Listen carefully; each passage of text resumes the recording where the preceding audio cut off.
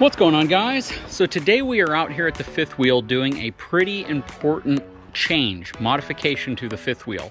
Now, there is no fault to anybody in terms of somebody doing something wrong with this. This is simply an adjustment I have to make because of something I added to the fifth wheel, but it's a very, very important adjustment to make. So it's one that if you've made a similar addition to your fifth wheel, you're probably going to want to watch this video. Now, before I jump to the intro, the addition I'm talking about are these snap pads. So hang tight, I'll be right back.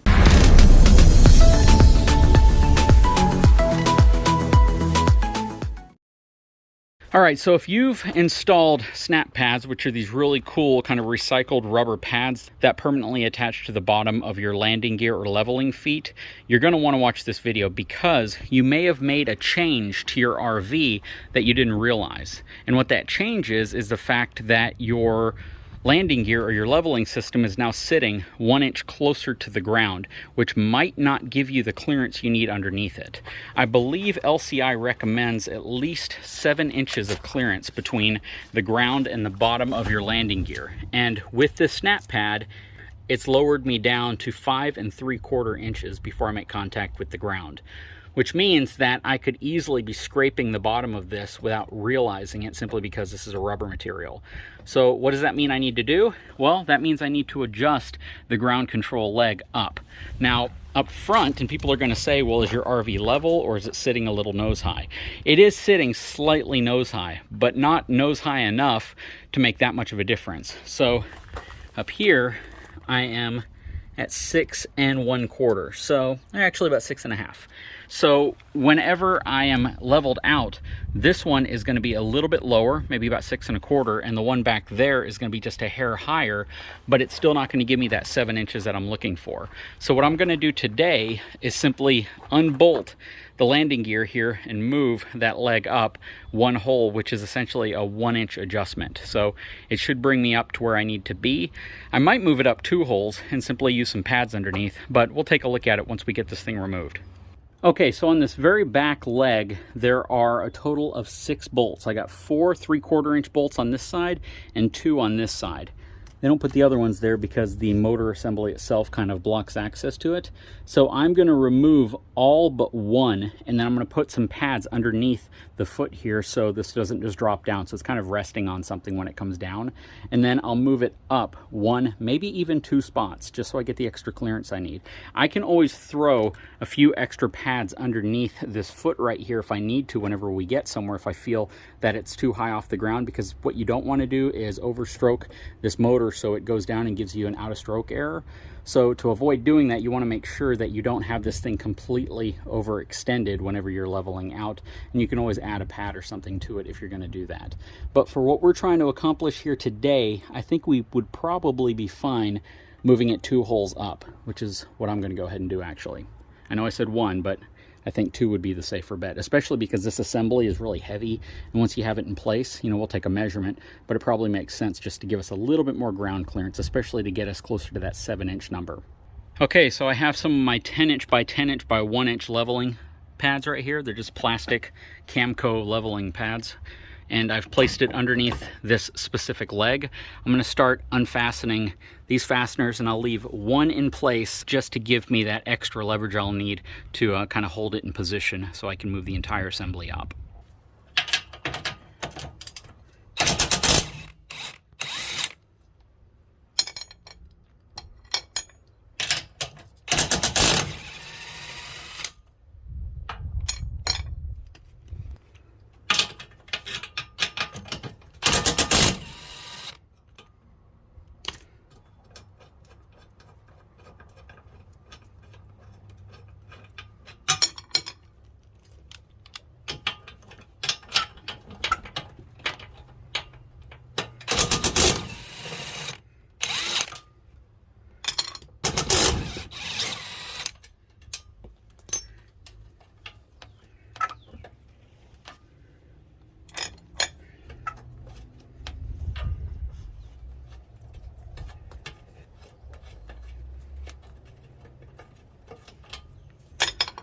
Okay, so I have 5 of the 6 disconnected. I just need to loosen this one out a little bit so it gives me the space I need to move it up.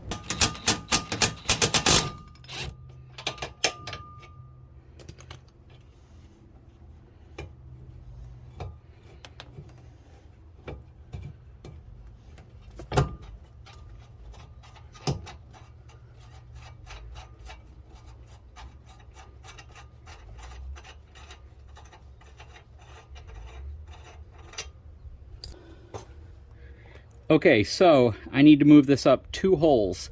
So what I'm going to do is I'm going to put this bolt right here 2 holes down on this side, and I'll position that in place so I know that I've moved just 2 holes up.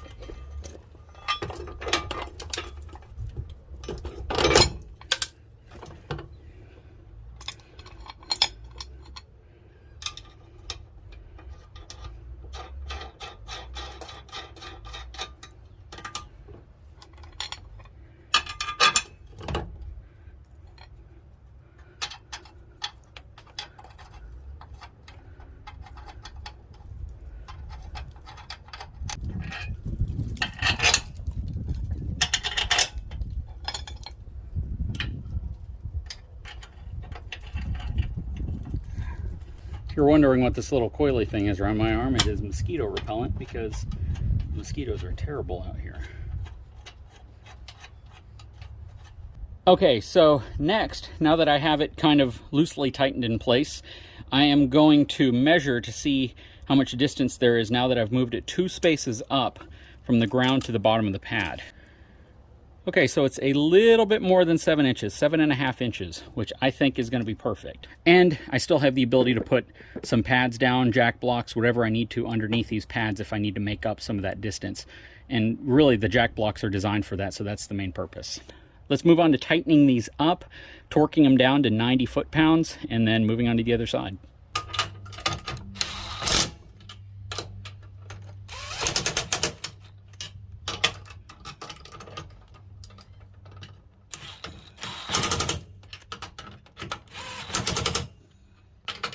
Okay, now that we have them all tightened with the impact driver, I'm going to go back with the torque wrench and make sure they're all at 90 foot-pounds.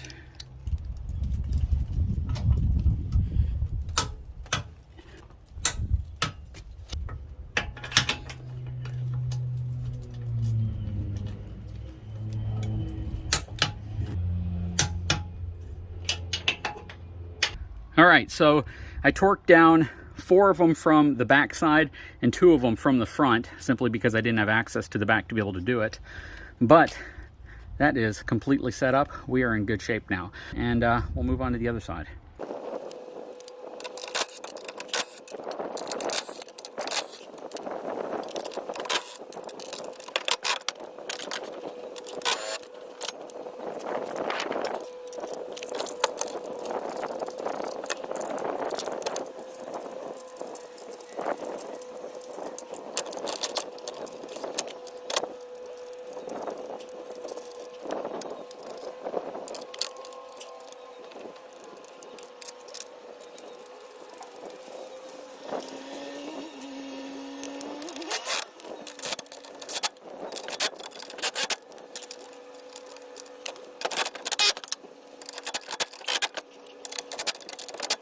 Okay, let's get these torqued down and then we should be good to go. I don't really think I need to mess with the front ones, but I'll take another measurement just to be sure. Okay, so after going through the installation instructions that I found on eTrailer's website, if you were going to add these to an RV that doesn't have them, you're supposed to be at least 7 inches off the ground from the bottom of the actual jack. So we are at least 7 inches. We're actually a little bit greater than that, which I think is fine, especially considering we have the snap pads. These will probably have to go up a hair as well, so I'll likely raise these up maybe 1 notch. I don't think I need to do 2 notches on these, so I'm going to go ahead and move these up 1 notch on each side, and we should be able to wrap up the video by then. Alright guys, so I just wrapped up the 4th and final jack that I need to adjust. Did both the back, both the middle. It is a very, very hot, steamy day outside. Got done torquing everything down to 90 pound-feet. I'm sure it's a little bit tighter than that, but I'm sure that they're at least 90 pound-feet. Everything's pretty much set. What I'm going to do now is I'm going to initiate the auto level and just make sure that all the jacks go down properly, still levels the coach out. I might have to re-zero the system, but I doubt it, so I think we'll be in pretty good shape. So yeah, gonna take a quick moment and see how the auto level works at this point. Okay, so from the front panel up here, simply going to press the 2 buttons to turn the system on, and I'm going to hit auto level, and that should start flashing here momentarily. There we go. and let's see how the system works. Looks like it's lifting the front up a hair. Apologize for any wind noise there is. It's kind of windy out today. Okay, so the front's lifting up. Let's go around to the other side. All right, so the rear jacks are starting to come down now. Then after the rear jacks come down, the middle jacks will come down. What I want to make sure is that I don't overstroke the actual jack. Basically, it has room to still come down and make the adjustments as needed. So right about there is where it would have made contact previously. So it's dropping about 2 inches further down than it did before. It's going to take a little longer because of that. I hear a little movement from the other side. All right. Front jacks are moving a little bit, as are the rear ones. Let's see if these start to come down. There we go. And you know, they are slower than the hydraulic system, but they're not painfully slower. I mean, this entire process still takes less than 5 minutes, so it's not as if you're going to be out here for, you know, an additional 20 minutes trying to level your RV out. I only raised these up 1 notch because these were a little over 6 inches as they were. I wanted to have a little over 7 inches, which I now have. These are about 8 inches in the back, so about 1 inch more than what the minimum is. See these coming down. There we go. It's going to move just a little bit now. Going to try to essentially dial in each jack leg to get it where it needs to be level. Front's still shifting just a little bit. Light is still flashing. Once that light goes solid, we will be completely level. There we go. Everything's good. No errors, no problems. We are leveled out. Anyways, let's get everything all cleaned up and we'll wrap up the video. And real quick, if you guys haven't seen this little toolkit that I've used forever, it's made by a company called Nico, and it is really, really phenomenal. It includes these reversible sockets and an adapter, so you have just about every size you would need for almost all applications. Really 8 sizes to choose from, and they are so helpful. Like this entire project today, I used my impact wrench and these sockets and then just a ratchet right here, and I was able to do everything I really needed to do. And again, this is just such a helpful toolkit, and it's only about 30 bucks on Amazon. I've posted it before. Every time I do, I think they almost sell out of these things, but not sponsoring me. I just absolutely love them. I love them so much. I bought like 4 kits just so I would have them in just about every vehicle we have, just in the event I need to, you know, access these. So very, very useful, very affordable. And if you're an RVer or just, you know, like to keep stuff inside of your vehicle and be prepared, this is absolutely something you should consider getting. I'll put a link in the description. Okay, so I got everything all put away. Very pleased. Took about half the time that I thought it would. I don't know really what I thought would be kind of complicated about it, but it really wasn't. I mean, the hardest part ultimately was getting that top nut on the back and tightening it, but in reality, it really wasn't that bad at all. I, in essence, lifted these up, I guess overall about 1.5 inches, maybe almost 2 inches, and then these about 3/4 of an inch. So it gave me some additional ground clearance, which is definitely a good thing. They didn't overstroke, so basically I still have room to level the system out without running out of, you know, slack in that tube right there. Everything is leveled right now. Really happy with the system. If I need to add additional length, that's what the Anderson jack blocks are for, or even some small spacers that I have inside of my storage compartment. Really happy. Gotta love the look of those Continental HTL2 Eco Plus tires. J-rated tire, man. Love those things.